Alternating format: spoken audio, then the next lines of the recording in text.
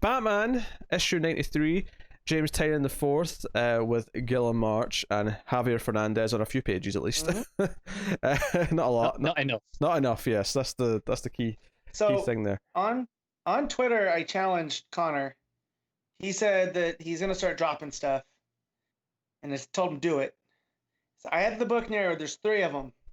So I'm not gonna say anything. I'm not gonna guess. So specifically, Connor said he had one in mind. So you're trying to guess which one it is. I'm trying to guess which one it is. Okay, and you want to guess as we get to each book if it's this one. Right, but then that'll break the process of elimination down. So I had it narrowed down to 3. Okay. Right, this is one of them. Hold on. Here's what we do. Say what the 3 are, and then you have to pick which one you actually think it is here. And then at the end of whatever review, so at the end of this review, right, Connor, when he's giving his rating, can say if he is or isn't dropping it. And then, so he'll just do that at the end of the one that he's actually dropping. He'll tell you. Well, I'll tell you, the one that I was considering dropping, I did drop. I didn't read it.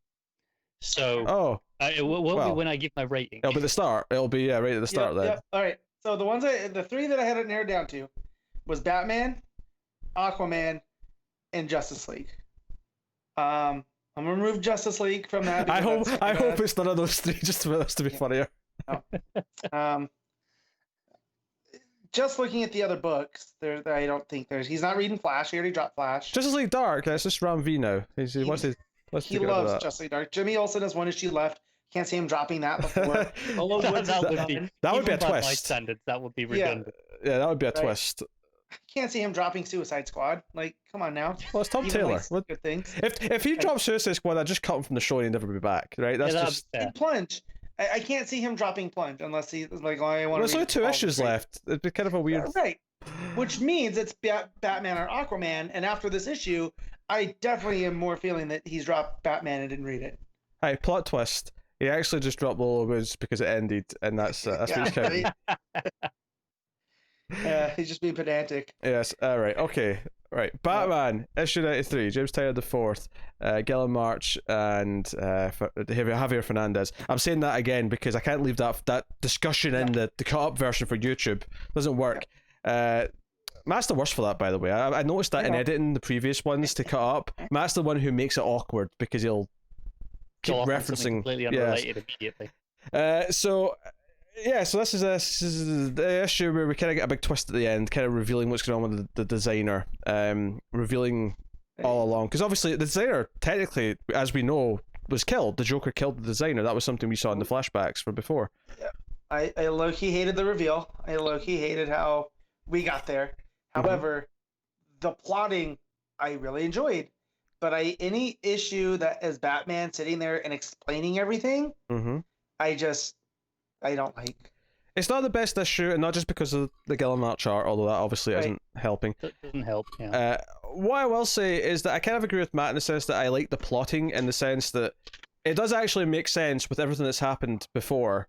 That it is just one of the Joker's mad games that he is actually behind this designer stuff. Now, admittedly, I don't really understand what's going on with the designer, the person who's actually the designer right now, because when Batman takes the mask off, it's like a corpse.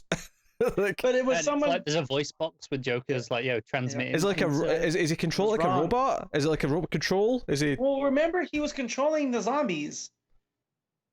So is this part of that? Is this one of the designer's things? Like, and we know Tynan's not that lazy of a writer just to throw zombies. Sure, yeah. Maybe this is something at play. Maybe the gap is what's hurt this, is we just don't remember the context enough to get why what's going on with the designer's body. But you know, I do love the ending with the utter hopelessness. It feels like with Batman. Well, the part of this that I really like is, you know, because I loved the mystery at the time, which was like, okay, what did the Joker say when the designer took all the villains in and explained what he could give them, and the designer was terrified by the Joker's responses or whatever. Right. I loved the theorizing then, and I love that now. Yeah, it was just quite simple. Is that the designer's grand plan, right? And as much as it is about exposition with Batman just telling us everything, his grand plan involved all these villains and taking over everything, blah blah. But the plan necessitated that the Joker was going to kill Batman and Robin. But that's the flaw: is that the Joker doesn't want to kill Batman. He never wants to kill Batman. He never will. I like that being I do without you. I like that being the problem in the whole thing. I like that being the thing that the designer just couldn't have predicted, that he just got wrong. Yeah. I love the idea of the Joker yelling wrong and then shooting him, or a buzzer, right? That is very Joker. Yeah. Right. Why would that? So the idea that the Joker's kind of used the plan himself to set up his war is fine. Like I don't have a problem with that conceptually. And I love the in between Harley and Punchline. Mm-hmm. I feel that outside the art, Tynan just nails that dynamic of you're just the next thing, and she goes, no, you don't understand. Well, they are in Harley and Punchline is mostly pretty good, because that's mostly the Fernandez pages. Some like 2 pages in a row of just really gratuitous shots. Sure. Of Harley. That, like on the first page where they're fighting, the middle has a bit where they're like diving over each other. Mm-hmm. I was talking. That's awkward.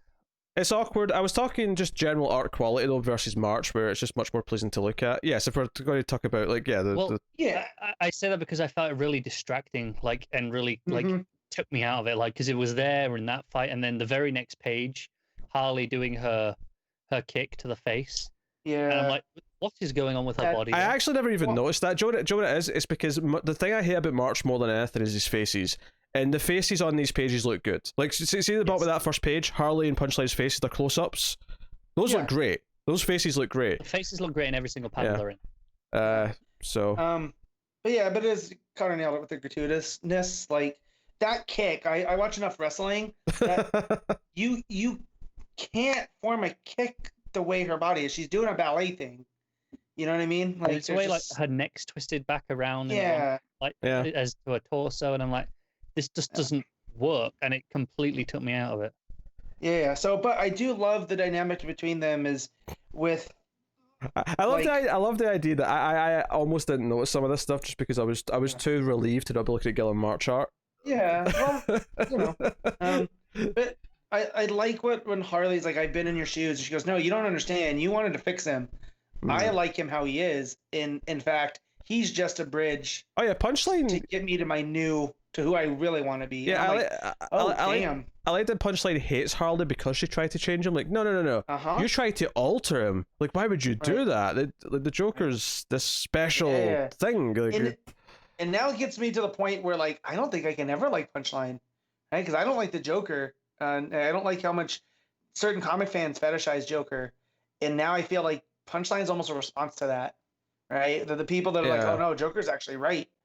Well, no, Punchline's nuts. I probably said this when we got this sense of her from the other like short stories and stuff, but I actually I do love that she's more of like this just like devout zealot of like the Joker's like I mean, we don't actually think he has an ideology, but like she does. This is who she has always been, whereas Harley, Joker pulled her in. Yeah. Right? And she couldn't escape that. And she still can't. Like, she's still getting caught up in all the Joker's bullshit. But Punchline sought it out, like you said, like a zealot, And so she's a true believer. So anytime in fiction you see that true believer that's willing to go the extra step, it's usually they're going to use that person as the stepping stone. And I get that vibe from Punchline, right? This is not her final form, if you will. Well, I do think the Joker reveal makes sense given what they set up before. I think it makes sense narratively to go that direction. I do get that if people are tired of this, like essentially the story became, oh, it was Joker all along, lol. Like I get if you're mad at that, I can't really blame you for being mad at it, even though I do think it makes sense given what they set up. I think there's an expectation of it not being that surprising this time because we're going into Joker War. So sure, of course this is the lead into Joker War. Yeah, it makes sense. I didn't get mad at it where I was like, oh no, it's Joker, boo. It was like, oh no, Batman fell for it. I definitely rolled my eyes a little bit. I didn't mind. Yeah. And but like you said, it was because it's leading right to Joker War. If I didn't know Joker War was coming, maybe it would have been different. So it's contextual. Honestly, the biggest problem I had was the idea that Slade would work for the Joker and that he kind of very, very easily really injures Batman. When typically when Batman and Deathstroke go head to head, I mean, maybe you could say he's distracted because he's been shot by the Joker, but I don't know. It all felt a bit false to me. And I do like the plan. The plan makes a lot of sense with all the chaos, and you bring in the mercenaries. They kill all of the civic leaders, and then Penguin puts his people there, becomes the mayor. Sorry, I've got an answer on how thingy's being controlled. Designer. Okay. Designer, thank you. Yeah, that first page of Joker where he's leaning in on the phone Oh yeah. with a drink behind him. You can see them controlling him with like he's got a VR Oh, headset. you're right. Yeah, he's got like an Oculus Rift on, and he's got like 2 joysticks. Yeah, because that's why. Because there's a moment where the body's lying there, the designer, and Joker's laugh comes out of the throat, which I thought was like a speaker in there that he's transmitting to from the phone. Yeah. But the body being controlled there is there as well. I've just kind of noticed it in the background. No, you're right.